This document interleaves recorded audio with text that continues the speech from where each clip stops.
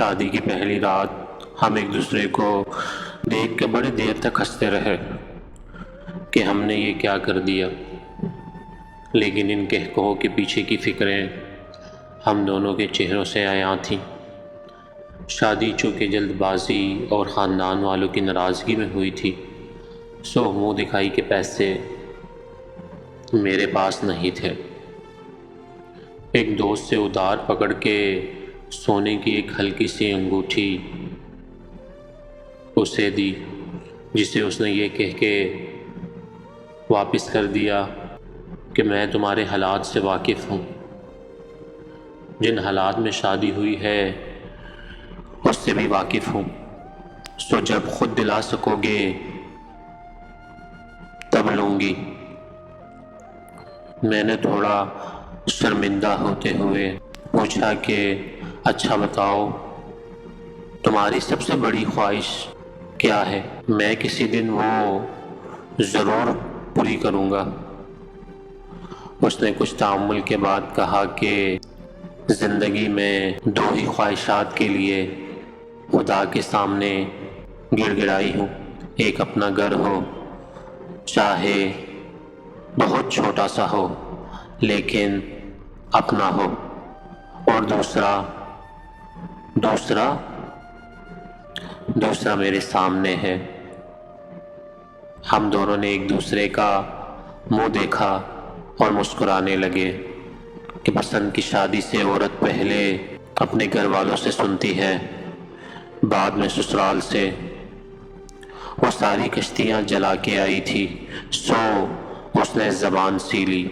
اب اگلی ذمہ داری میری تھی۔ ایک دوست کے توسط سے لاہور ایک کال سینٹر میں جاب مل گئی، لیکن میں کبھی اپنے شہر سے نکلا نہیں تھا، سو ایک انجان شہر میں جانے کے لیے مجھے تھوڑا سرمایہ درکار تھا۔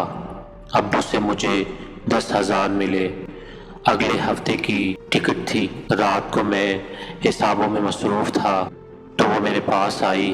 اس نے اپنے زور سے بند مٹھی کھولی اور میرے سامنے کر دی۔ میں نے کہا تم فکر نہ کرو، میرے پاس پیسے ہیں۔ یہ تم اپنے پاس، یار مجھ سے جھوٹ نہ بولا کرو، مجھے پتا ہے نہیں ہے۔ میں خاموش ہو گیا کیونکہ پیسوں کی ضرورت مجھے تھی۔ وہ میرے پاس بیٹھ گئی اور کسی ماسٹر پلانر کی طرح مجھے سمجھانے لگی۔ میں نے ایک پلان سوچا ہے۔ کیا؟ تمہاری گندم گاؤں سے آتی ہے نا؟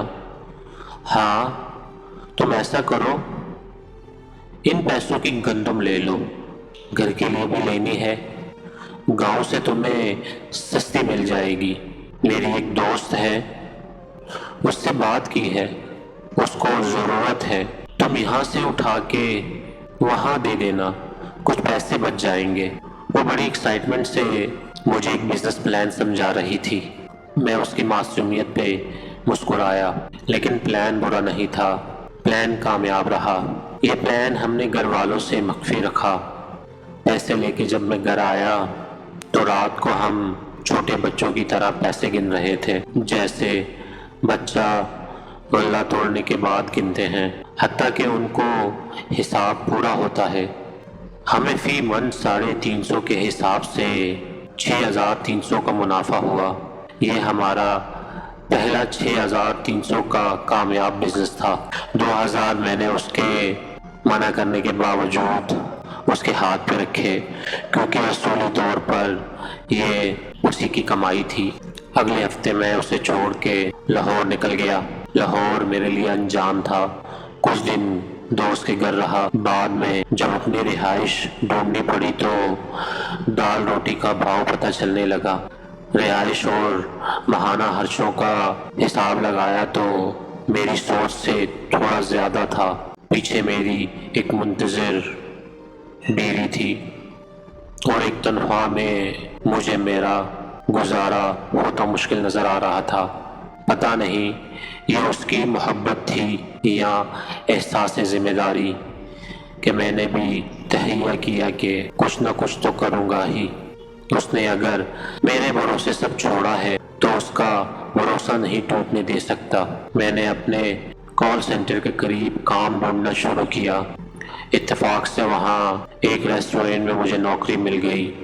ہوتا اب یہ تھا کہ صبح 7 سے شام 5 کال سینٹر میں تھا، وہاں سے آ کے سو جاتا، اور رات 12 سے صبح 6 نائٹ شفٹ پہ ریسٹورینٹ میں، وہاں سے مجھے 2 وقت کا کھانا مل جاتا، جس سے میرا کافی خرچہ بچ جاتا تھا۔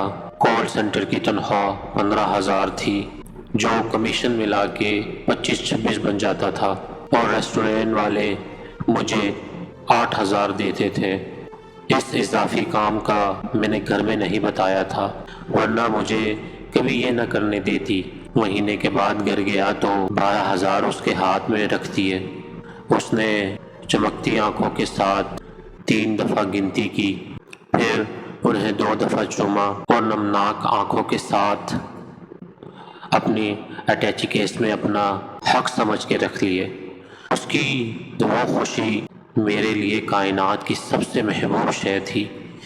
میں اسے اپنے ساتھ لے جانا چاہتا تھا، لیکن میرے وہاں کے حالات اس چیز کی اجازت نہیں دیتے تھے۔ اس نے بھی بدباری کی انتہا کرتے ہوئے خود ہی منع کر دیا۔ اس کی دعائیں تھیں یا اس کا رزق۔ 2 ماہ میں مجھے ایک فرم میں نوکری مل گئی۔ یہاں میری تنخواہ 40,000 تھی، جو میری سوچ اور ضروریات کے حساب سے کافی زیادہ تھی۔ محنت کی عادت تو مجھے پہلے ہی تھی، سو فارغ وقت میں میں نے ایک پیکنگ کمپنی میں نائٹ شفٹ پہ نوکری کر لی۔ یہ کام ریسٹورینٹ سے کافی بہتر اور صاف ستھرا تھا، اور تنخواہ بھی مناسب تھی۔ اس نوکری کا میں نے اسے نہیں بتایا کہ اس کو سرپرائز دوں گا۔ اس دفعہ میں 2 ماہ کے بعد گھر گیا۔ اس کی سالگرہ تھی، اور گھر والوں کے سامنے ہم انتہا کے میسنے تھے، ان کو کچھ نہیں بتاتے تھے۔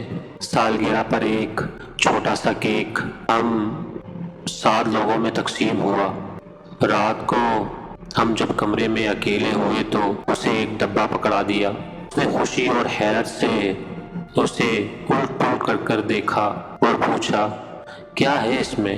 خود ہی دیکھ لو۔ اوہ اچھا، میرے پاس بھی کچھ ہے، میں نے حیرت سے پوچھا۔ واقعی؟ کیا؟ اس نے اپنے اٹیچی کیس سے ایک چھوٹا سا ڈبہ نکال کے مجھے دے دیا۔ پہلے اس نے اپنا ڈبہ کھولا تو خوشی کے مارے اس کی ہلکی سی چیخ نکل گئی۔ یہ ایک اینڈرائڈ اسمارٹ فون تھا۔ اس کو فوٹوگرافی اور برانڈز ریسرچ کرنے کا عادت تھا، جس کو وہ دوستوں کے موبائل سے کبھی کبھار پورا کر لیتی تھی۔ اس نے جلدی اسے نکالا، آن کیا اور کہا، لیٹس ٹیک اے سیلفی۔ اور یہ ہماری ایک ساتھ پہلی باقاعدہ فوٹو تھی۔ اب میری باری تھی۔ میں نے گفٹ کھولنا شروع کیا۔ ایک اسپورٹ واچ، جو شوق یہ تھی، اسے میری خواہشات کا بخوبی علم تھا۔ یہ کافی مہنگی تھی، جس کی میں نے زندگی میں ہمیشہ بس خواہش کی تھی۔ اس کے پیسے اس نے اپنے خرچے میں سے کیسے بچائے تھے، وہ میری سمجھ سے باہر تھا۔ اس کے تحفے کے آگے میرا تحفہ شرمندہ ہو رہا تھا۔ اس رات ہم نے اپنے طوائف کو خوب انجوائے کیا۔ عورتیں گھرداری کے معاملے میں بہت دور اندیش ہوتی ہیں۔ وہ اپنے ہم سفر کے ساتھ بچوں کے نام، حتیٰ کہ ہونے والے گھر کے پردوں اور چادروں کے ڈیزائن تک شادی سے پہلے سوچ لیتی ہیں۔ ہم نے شادی کی پہلی رات یہ وعدہ کیا تھا کہ اولاد کی طرف تب جائیں گے جب ان کو خود سے بہتر زندگی دے سکیں۔ ہماری اگلی کوشش اپنے گھر کے لیے تھی، جس کے لیے ہم دونوں ایک دوسرے سے چھپ کے کوشش کر رہے تھے۔ اس نے ابھی ایک پرائیویٹ اسکول آکسفورڈ میں ٹیچنگ شروع کر دی تھی، اور گھر میں بھی کچھ بچے پڑھنے آ جاتے تھے۔ گھر میں اس معاملے کو لے کے کبھی کبھی گرما گرمی بھی ہو جاتی کہ بہنیں جوان ہو رہی ہیں، ان کا تمہیں خیال نہیں۔ گھر میں تھوڑا خرچہ دے دیتا تھا، لیکن ساس بہو کی وہی ازلی لڑائی کے سارا خرچہ ہمارے ہاتھ میں ہو، اس حوالے سے کبھی بھی گھر میں بحث نہیں کی۔ وہ اپنی تنخواہ کا زیادہ حصہ خود ہی امی کو دے دیتی تھی۔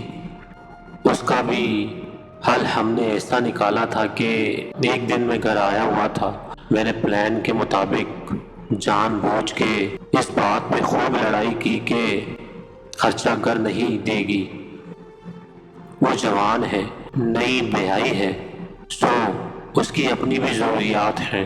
والدہ گرج برس کے چپ ہو گئی۔ جب کہ تنخواہ آئی تو اس نے خود ہی والدہ کو تھوڑے پیسے دے دیے کہ وہ تو کہتے رہتے ہیں۔ ماں زیر ہو گئی، یہ کیسی فرما بردار بہو ہے، جبکہ یہ پلان بھی بہو کا تھا۔ 2 سال بعد آخر وہ دن آ گیا جس کے لیے اس نے ساری زندگی خواہش اور میں نے محنت کی تھی۔ یہ بھی اس کا برتھ ڈے سرپرائز تھا۔ شہر کے ایک پوش علاقے میں 4.5 مرلے کا ایک پلاٹ۔ اس کو جب میں نے بتایا کہ یہ تمہارا ہے تو زندگی میں پہلی دفعہ میرے سامنے وہ دھاڑے مار مار کے روئی، جیسے یہ سب آنسو اس نے اسی دن کے لیے بچا رکھے تھے۔ ہم کافی دیر خالی پلاٹ میں مٹی پہ ایک دوسرے کا ہاتھ پکڑے بیٹھے رہے۔ وہ تھوڑی تھوڑی دیر بعد اپنی ایک انگلی زمین پہ گھسیٹتی اور کسی بچے کی طرح لکھ کے دوڑاتی، میری ملکیت۔ زندگی اب ٹریک پہ آ چکی تھی۔ جس دن مجھے اس کی پریگننسی کا پتہ چلا اس دن میں پاگلوں کی طرح خوش تھا۔ ہم نے گھر کا کام، بچوں کے کپڑے اور پتہ نہیں کیا کیا پلان کرنا شروع کر دیا۔ ایک رات اس کی طبیعت معمول سے زیادہ خراب ہوئی۔ میں اپنی زندگی میں سارا کو لے کے کبھی نہیں ڈرا، اس وقت بھی نہیں جب پورے خاندان کے ساتھ اکیلا کھڑا تھا، لیکن زندگی میں پہلی دفعہ اس کی اس حالت نے میری روح نچوڑ کے رکھ دی۔ میں اسے لے کے ہسپتال بھاگا۔ میری حالت یہ تھی کہ شرٹ پہنی تھی جس کے بٹن بند نہیں تھے اور میں ننگے پیر ہسپتال میں اس کو اٹھا کے بھاگ رہا تھا۔ اس کی حالت خراب تھی۔ ڈاکٹروں نے ایک زندگی بچانے کا آپشن دیا تھا جس کا جواب واضح تھا۔ میں وارڈ کے باہر فرش پہ گھٹنوں کے بل بیٹھا، اللہ تعالیٰ سے اس کی زندگی کی بھیک مانگ رہا تھا، لیکن خدا کو کچھ اور منظور تھا۔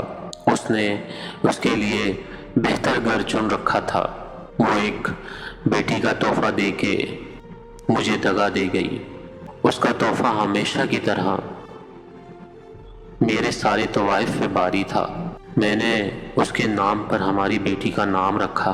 آج بھی میں اپنی بیٹی کو جب اس پوش علاقے میں ایک خوبصورت پلاٹ کے سامنے اس کی ماں سے ملوانے لے جاتا ہوں تو وہ مجھ سے اکثر پوچھتی ہے کہ بابا، ماما یہاں سب سے الگ کیوں رہتی ہیں؟ میں اسے ہمیشہ ٹال دیتا ہوں۔ میں اسے کس طرح بتاؤں کہ یہ اسی کا گھر ہے، یہ اسی کی ملکیت ہے جس پہ اس کے علاوہ کسی کا حق نہیں۔ جزاک اللہ خیر۔